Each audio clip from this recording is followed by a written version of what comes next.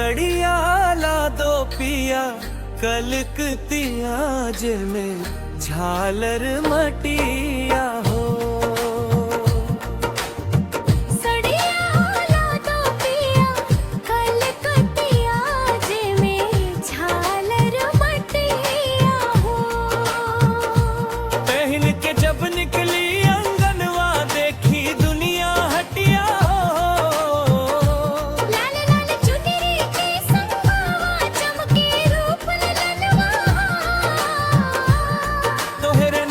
के चूड़ी बाजे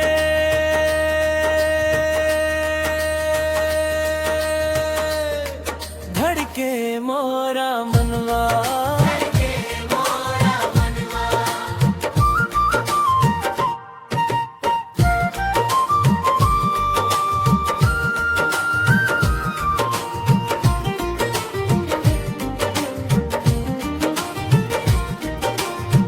कान में झुमका गोरिया पे पायल सज के लागी रानी हो।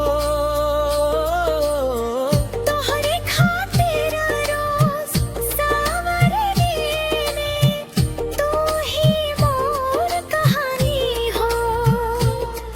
बाजार से लइहा चुन चुन के रंग हो बड़ा सुहावन।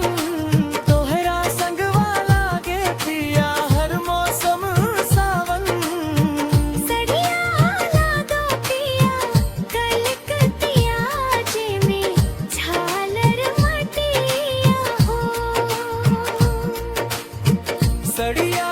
ला दो पिया कलकतिया जे में झालर मटिया हो। बहिन के जब निकली आंगनवा देखी दुनिया हटिया हो। लाल लाल चुनरी के संगवा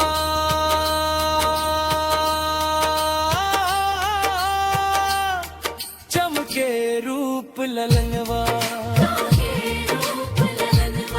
हरे नाम के चूड़ी बाजे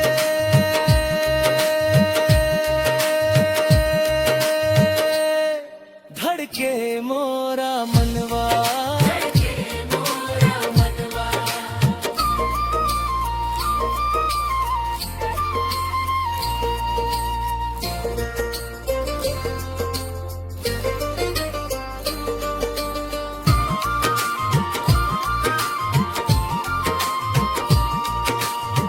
जब तू देख से मुस्का के हमके दिलवा उड़ उड़ जाए।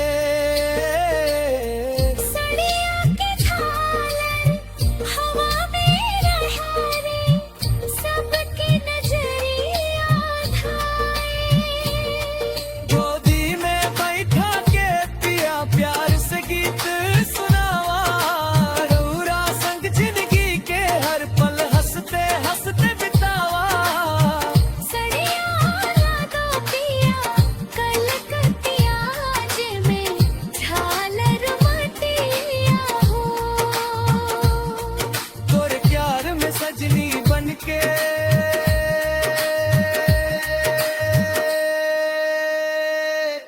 जीवन भर मुस्किया हो।